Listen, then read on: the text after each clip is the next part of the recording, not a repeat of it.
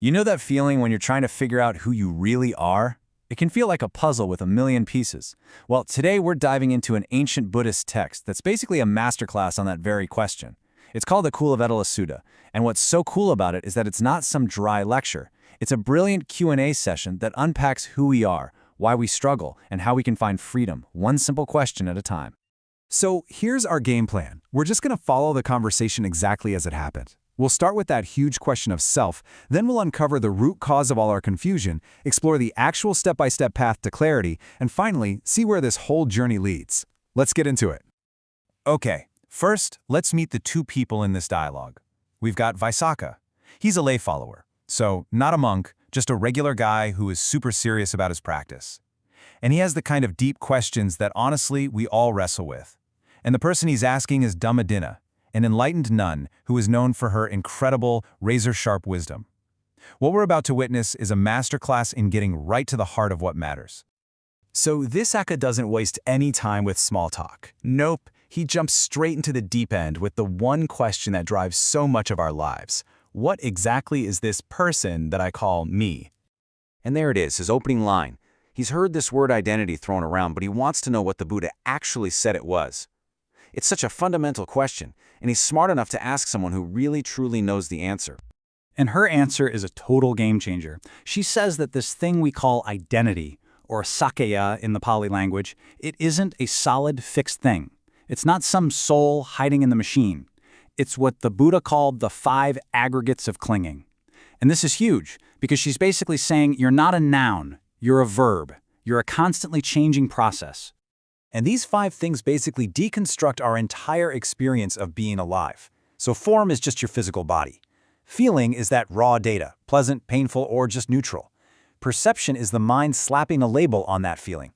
Formations are all your reactions, your habits, your thoughts about it, and consciousness is just the basic awareness that all this is happening. Now, the aggregates themselves aren't the problem. The real issue is our clinging to them, trying to build a solid, permanent me out of these constantly shifting parts. Visākha is clearly tracking with her, so he immediately asks the next logical question. It's like, okay, if I am just this bundle of processes, what's the glue holding it all together? Why does it feel so real and solid? Dhammadinnā's answer is just one powerful word, taṇhā. It literally means thirst or craving. This is the engine that drives the whole cycle of suffering. It's that constant, low-level hum in the background of our minds, the wanting of pleasant things and the pushing away of unpleasant things that keeps the whole show running and makes that false identity feel so real. And she breaks it down even further. See, this isn't just one kind of craving. There's the obvious one, craving for sense pleasures, good food, nice sounds, you name it. But then there's a deeper one, the craving for existence itself, that deep drive to be someone, to continue. And then, weirdly enough, there's even craving for non-existence, the desire to just be gone, to escape the pain. All 3 are just different flavors of the same root thirst. And this is the real punchline. The solution is just as direct as the diagnosis. If craving is what creates this mistaken sense of self, then freedom, true freedom, is found in the complete fading away and letting go of that very craving. It's a simple, profound equation. When you end the thirst, you end the suffering. So of course, this leads to the most practical question of all, right? Visākha's thinking, okay, that's great, but how? How do I actually stop craving? He's basically asking for the user manual for liberation. And here's his exact question.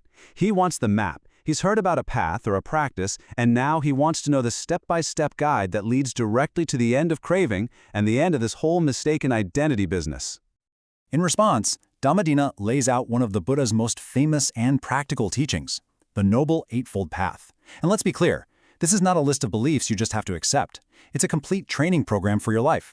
It covers everything from how you see the world, to how you talk, how you act, and, of course, how you train your own mind. And these 8 parts aren't just some random list. They fit together perfectly into 3 core areas of training. It all starts with our ethical conduct in the world, how we speak and act. That creates a stable foundation. A stable foundation allows us to develop a steady, concentrated mind.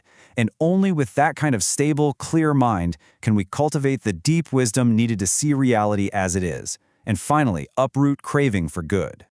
So now the conversation starts to get even more subtle. It shifts from the what to do to the how it works on a much deeper level. Dhammadinnā begins to unpack the really intricate mechanics of the mind that the Eightfold Path helps us to see and to change. This is just brilliant. Dhammadinnā explains that underneath every single feeling we have, there's an unconscious default reaction, an underlying tendency. When a pleasant feeling comes up, our default is lust or wanting more. When a painful feeling comes, it's aversion. And with neutral feelings, which is most of our life, our tendency is just ignorance. We just zone out. The whole practice is about bringing these hidden automatic reactions into the light so we can consciously let them go. And this just lays it out perfectly. Look at the difference. The untrained mind is like a puppet, right? It gets jerked around by every feeling, chasing pleasure, running from pain, and just creating more and more suffering.